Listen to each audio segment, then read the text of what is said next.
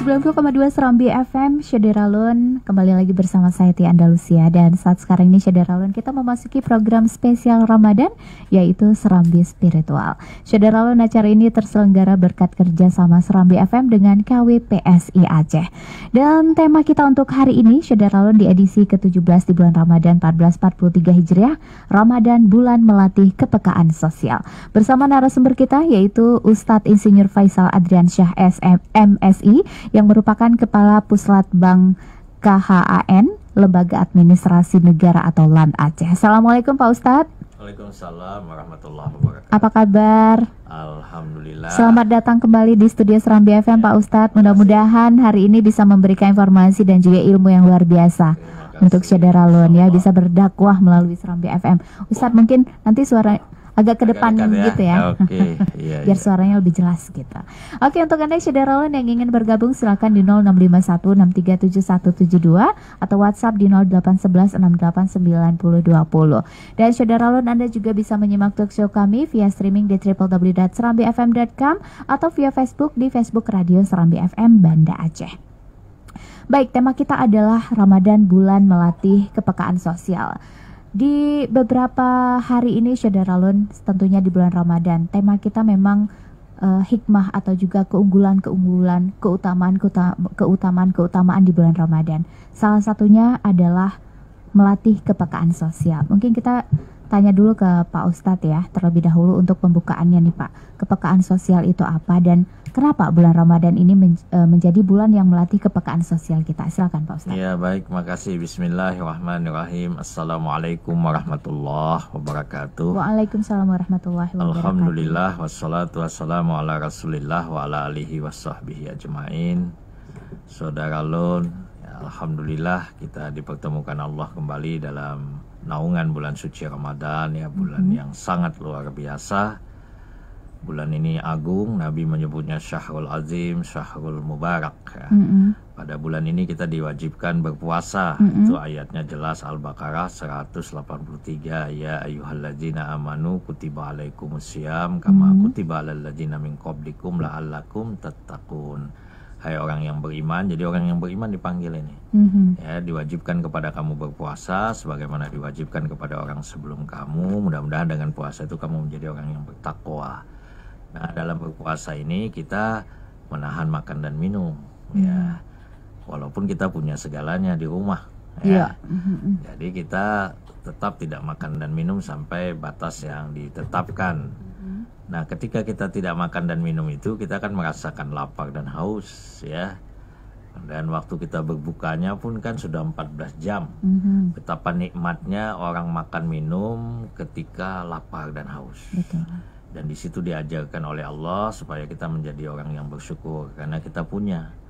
Nah, sementara ada masih saudara kita yang dia betul-betul lapar dan hausnya itu bukan simulasi. Kalau kita simulasi namanya, karena kita punya. Ini betul-betul dia tidak punya apa-apa. Nah, karena itu sebenarnya melalui puasa Ramadan itu disentuh, ya, perasaan kita, empati, ya. Jadi sebenarnya kepekaan sosial itu bermakna kepada empati kita terhadap sesama manusia. Jadi kita ini dipersaudarakan oleh Tuhan Allah Subhanahu wa taala, ya, dalam satu persaudaraan kemanusiaan. Itu yang pertama yang harus kita hayati. Kemudian sesama seiman kita dipersaudarakan dalam iman. Nah, karena itu berkaitan dengan empati sosial ini, Islam itu tidak membatasi hanya yang seiman saja. Siapapun yang menderita, yang kekurangan, kita wajib menolong. Tidak hanya manusia, bahkan binatang pun agama memerintahkan kita untuk menebarkan kasih sayang. Jadi seperti itu gambarannya, bahwa puasa ini memang konteks pertama pengabdian kita kepada Allah, ketaatan, tapi ada konteks dimensi sosialnya, yaitu kita menebar kasih sayang. Kalau kita punya kelebihan, kita berbagi, seperti itu, ya. Oke, jadi memang di bulan Ramadan ini bulan yang sangat istimewa, dan Islam sendiri merupakan agama yang luar biasa, ya Ustadz, ya. Karena memang selain kita diajarkan untuk taat kepada Allah, kita juga diajarkan untuk baik sesama manusia. Oke, kita terima penelpon, ya. Halo, assalamualaikum. Salam. Iya, dengan siapa, di mana Bapak? sama Pak Ferry nih. Pak Ferry, oke Pak Ferry. Silakan Pak Ferry, mau bertanya apa kepada Pak Ustadz kita hari ini? Tentang apa temanya? Temanya adalah Ramadan bulan melatih kepekaan sosial, Pak. Mungkin bisa dibesarkan sedikit suaranya, Pak Ferry. Ramadan melatih kepekaan sosial ya? Iya. Ya, oke. Ini mau tanya Ustadz. Iya. Itu bagaimana kalau orang nggak peka dalam sosial itu Ustadz, dalam Ramadan ini, dia cuek aja. Cuek-cuek aja. Ya. Apanya nih cuekin? Cuek aja, nggak open dia.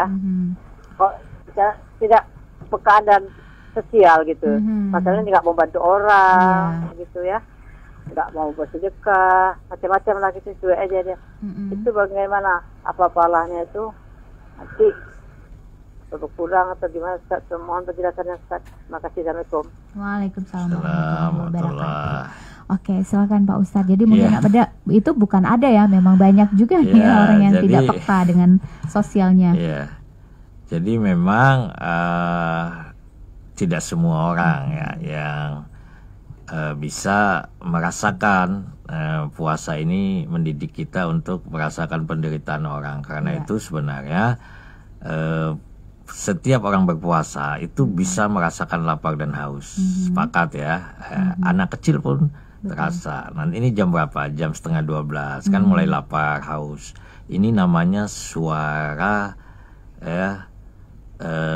apa namanya ini suara jasmani ya. Jadi semua orang bisa menangkap ya isyarat fisik puasa itu. Lapar, haus, apalagi nanti sore. Semua orang puasa merasakan itu. Tapi ada yang tidak dirasakan semua orang puasa. Namanya suara kemanusiaan. Suara kemanusiaan itulah yang dimaksud dengan kepekaan sosial. Jadi kalau ada orang yang cuek, ya, tidak peduli, dia punya sebenarnya harta berlimpah. Nah dia berpuasa tapi hanya menangkap suara fisik saja. Yang anak kecil juga bisa rasakan. Sementara yang dididik oleh Allah dan Rasulnya lewat puasa ini, bagaimana kita bisa merasakan suara kemanusiaan. Bahwa ketika kita lapar, ketika kita haus, seandainya itu terjadi pada saudara kita yang tidak punya, bagaimana ya. Nah mereka yang hari ini mengais makanan dari tempat sampah itu ribuan jumlahnya ya. Yang mereka ini hanya bisa makan sekali sehari bisa jadi ribuan jumlahnya. Sementara kita semuanya berlimpah ya. Nah karena itu orang yang peka ini biasanya dia ya dalam makan pun dia tidak mubazir ya. Ini juga kecenderungan kita nih kalau buka puasa ya, semua mau dibeli ya kan. Akhirnya nanti sampai waktu sahur pun di meja makannya masih banyak itu sisa. Coba seandainya itu dia bisa berbagi ya. Jadi kepada penanya tadi ya mudah-mudahan Allah beri hidayah lah kepada yang belum peka ya. Karena ini memang kepekaan ini ya tentu saja orang-orang yang mau mendengar ceramah seperti ini, mau mendengar tausiah ataupun membaca ya, insyaallah dia akan menemukan rahasia Ramadan. Jadi puasa Ramadan ini bukan sekedar menahan lapar dan haus, karena itu Nabi pernah memprediksi kamin shaimin laisa lahu min siyamihi ilal ju'al atos. Banyak orang puasa nggak dapat apa-apa kata Rasulullah selain lapar dan haus. Itu maknanya bahwa Rasulullah menyatakan manfaat puasa ini bukan hanya lapar dan haus ya. Jadi ada manfaat lain. Nah, nanti di akhirat ini kita semua ini digelar ya. Ibadah kita ya Ibu Tia ya digelar. Misalnya Ibu Tia usia sekarang katakanlah 30. Nah, mohon maaf kalau salah misalnya kan. Berapa banyak puasa sudah dilakukan? Paling tidak 20 kali lebih ya. Kalau umur 40 itu puasanya sudah 30 kali lebih. Nah, nanti digelar oleh Allah. Faisal Adriansa, ini puasa-puasa Ramadan yang kamu lakukan. Akan kelihatan nanti puasa yang kosong, yang sia-sia, artinya hanya menahan lapar dan haus. Tapi ada puasa nanti yang nampak. Ini Ramadannya penuh dengan nilai, karena diisi dengan amal, diisi dengan kebaikan, diisi dengan berbagi. Nah, itu akan digelar sama Allah nanti di akhirat. Nah, mudah-mudahan puasa-puasa yang kita lakukan itu berbekas ya, nilainya baik semua. Oke. Ya, seperti Ustadz katakan tadi bahwa semuanya rata-rata berpuasa, Ustadz ya. Tapi hikmah yang didapatkan di bulan puasa itu nggak banyak orang dapatkan. Seperti betul. Ustadz katakan tadi, nggak peka, mungkin nggak udah puasa tapi masih pelit gitu ya, kurang bersedekah, kurang berbagi, tapi udah puasa tapi ibadahnya juga masih malas gitu. Nah, sebenarnya apa yang salah dengan orang-orang yang berpuasa itu, Ustadz? Nah, puasanya yang salah atau orang yang salah, Ustadz? Puasa tidak pernah salah, perintah Allah tidak pernah salah ya. Semua yang diajarkan dalam agama itu kita sangat yakin adalah kebaikan ya. Seluruh ibadah yang Allah perintahkan itu sebenarnya goalnya itu adalah pembentukan akhlak. Betul. Ya, sholat itu perintah Allah supaya orang baik akhlaknya. Maka ada inna sholata tanha anil fahsya'i wal munkar. Sholat itu mencegah dari perbuatan keji dan munkar. Lalu ada pertanyaan, dia udah sholat Ustaz tapi masih keji, masih munkar ya. Maka tentu saja yang harus diintrospeksi bagaimana penghayatan dia terhadap sholatnya ya. Nah demikian puasa, dia sudah puasa, bahkan kalau lihat umurnya berarti sudah 50 kali lebih dia puasa. Tapi kenapa tidak berubah akhlaknya? Nah ini tentu saja dia tidak melihat Ramadan ini atau puasa Ramadan ini sebagai sesuatu yang Allah berikan kemuliaan, keagungan. Saya beri tamsil begini ya. Jadi ini kenapa orang ada yang bosan misalnya. Ramadan ini saja kita bisa melihat kenapa di akhir Ramadan masjid semakin bertambah, bertambah maju sapnya, bukan bertambah banyak ya. Nah kenapa kan? Ada sesuatu, rupanya banyak orang melihat Ramadan ini hanya secara mata lahir. Kalau kita melihat Ramadan ini dengan mata lahir, yang terjadi hanya perubahan jadwal makan, ya. Tidak ada lagi sarapan pagi, yang ada sahur. Tidak ada makan siang, yang ada berbuka puasa. Kalau orang melihat Ramadan dengan mata lahir semata, dia paling menangkap Ramadan ini ada tradisi sore hari ramai orang berjualan ya. Kalau dari lain-lain tidak ada beda Ramadan ini. Ada hujan, ada panas, matahari terbit di timur, tenggelam di barat. Kan ada beda dengan bulan lain. Itu kalau melihat Ramadan dengan mata lahir. Karena itu banyak orang gagal, bosan, ya potensi untuk meninggalkan ibadah terjadi. Tapi beda kalau orang melihat Ramadan dengan iman, karena yang dipanggil oleh Allah ya ayyuhalladzina amanu. Kalau melihat Ramadan dengan mata batin, dia mengatakan Ramadan ini luar biasa. Yang bisa mengatakan luar biasa itu hanya hati. Nah, setiap manusia yang dia menjadikan sesuatu luar biasa, pasti dia fokus, ya kan? Contoh misalnya 17 Agustus, orang Amerika nggak peduli, orang Belanda nggak peduli, tapi orang Indonesia peduli karena 17 Agustus hari kemerdekaan.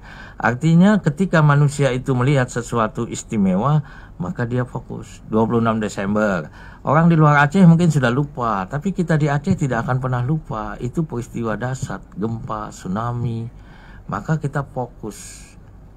Ulang tahun saya misalnya 7 Juni itu Tia ndak perlu tahu, orang lain ndak perlu, tapi bagi saya 7 Juni istimewa karena itu ulang tahun saya. Nah begitulah Ramadan. Ketika kita melihat Ramadan ini biasa-biasa saja, maka kita tidak akan dapat apa-apa, gagal kita. Tapi ketika kita melihat Ramadan ini luar biasa, maka kita akan perhatian mengisi Ramadan ini dengan segala upaya supaya bertambah amal kita. Nah, apalagi seperti Bapak bilang tadi, kalau misalnya 10 Ramadan ini udah bertambah maju masjidnya, tapi yang bertambah ke belakang safnya di pasar ya, cari baju baru. Tempat keramaian justru pindah gitu kan. Jadi sementara puncak Ramadan itu di penghujung Lailatul Qadar ya. Nah ini kita mudah-mudahan lah kesadaran ini terbangun ya kepada masyarakat kita.